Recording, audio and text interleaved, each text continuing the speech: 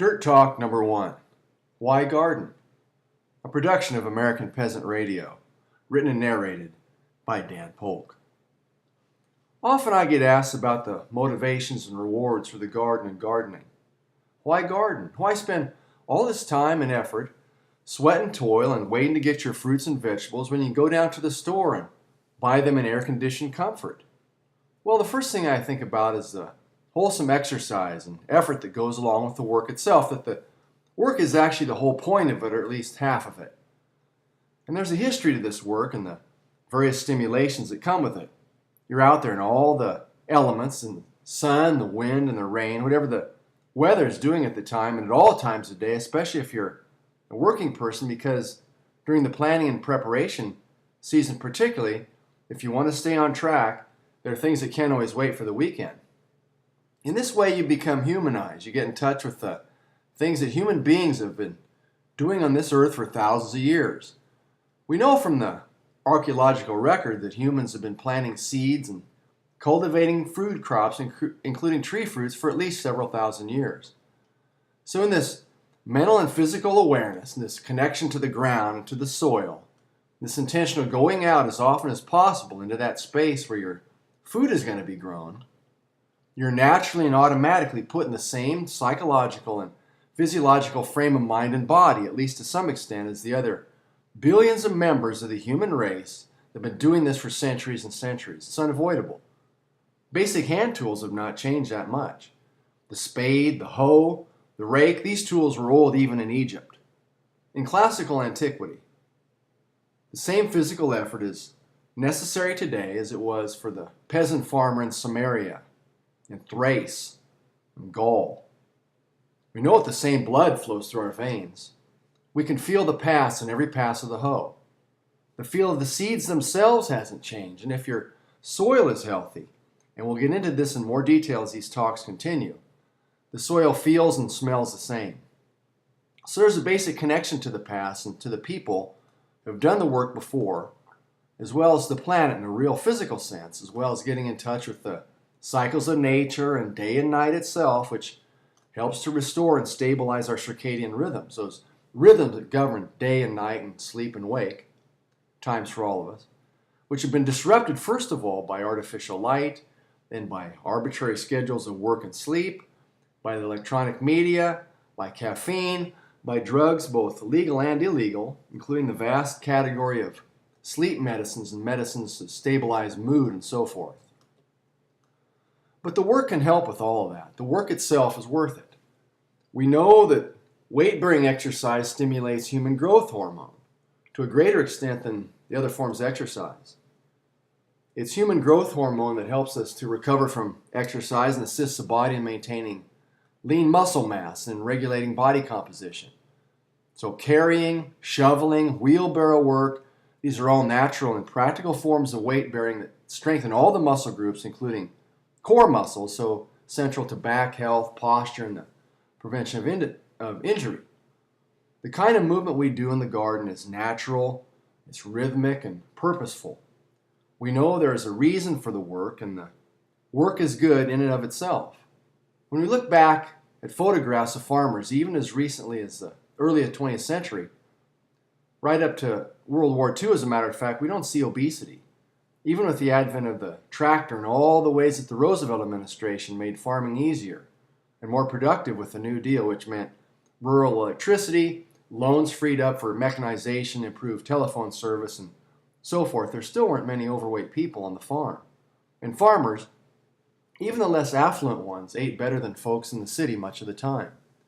Even on the little 40 and 80 acre family farms, even the dryland farms where there's good spring and summer rains, there were always giant spreads of food laid out for the workers at threshing time. But there was no weight gain. The physical effort of farming itself burned thousands of calories.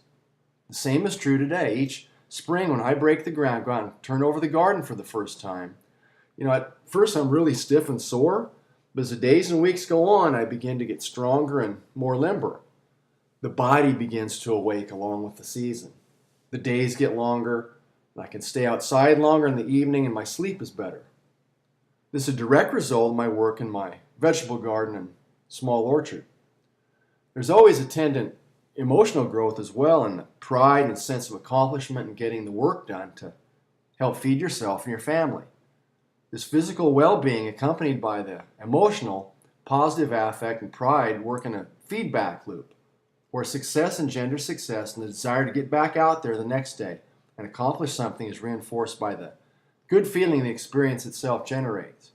It combines both immediate and delayed gratification, the first, the pleasant work and the progress made, the second with the promise of the good things that are grown in the garden and orchard.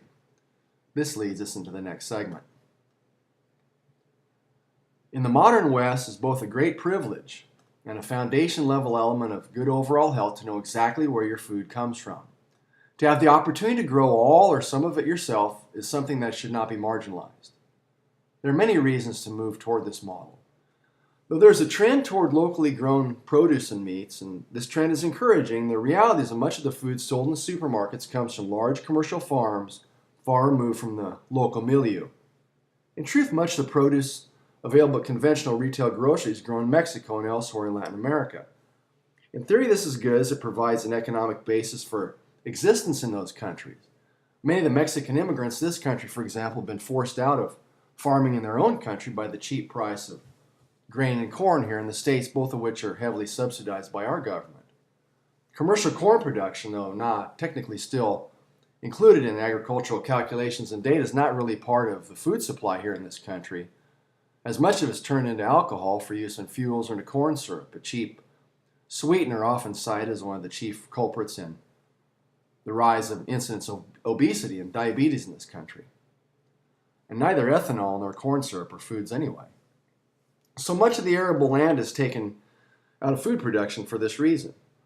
Much of the rest of it is devoted to livestock production. And it's far less efficient in terms of a public food supply model to grow the food to feed beef cattle, for example, and then eat the beef, than it is to use the land to grow the food to feed the people directly.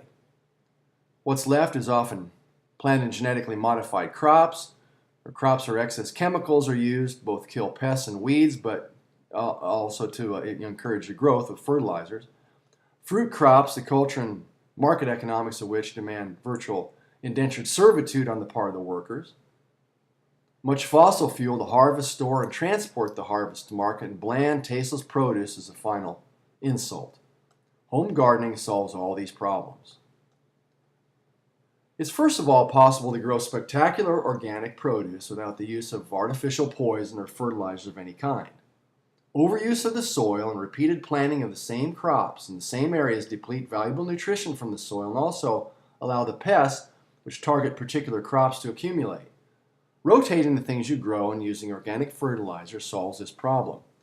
You don't need to eat chemically grown food anymore. The things you grow for yourself, your family, and your friends will be picked fresh and will have all the nutrition, taste, texture, smell, and aesthetic value that is missing from industrially grown produce.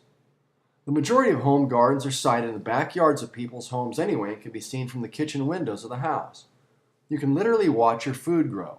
You go outside and be part of the process, pick some fresh vegetables, and come straight in and prepare them. The colors and varieties are very stimulating to the senses. You get to do all the work yourself and have that pride of self-sufficiency and independence that goes along with providing for yourself and your loved ones. Be free of the guilt that's attached to a marketplace that's balanced on the back of the immigrant farm workers who are in truth little more than indentured servants or serfs that own no land and work for dollars a day. Even with the best planning, it's rare in a home garden not to have surplus to freeze, preserve, barter, or share around the neighborhood. Cucumbers, squash, lettuce, and other greens, as well as fruit trees, are well known to overproduce what's expected, and then you have the pleasant dilemma of what to do with the abundance. There are homeless shelters in every community that are glad to have the extra fresh produce. In making these kind of contributions, the home gardener gets to feel like part of the solution rather than part of the problem. The positive aspects begin to gain their own momentum in domino fashion. Health, vigor, psychological well-being, learning new skills, helping others, and providing for ourselves all become components of a positive feedback loop that helps to perpetuate our desire to be in the garden season after season. These are the reasons you should try growing your own food this year, or in the upcoming season. You will never regret it.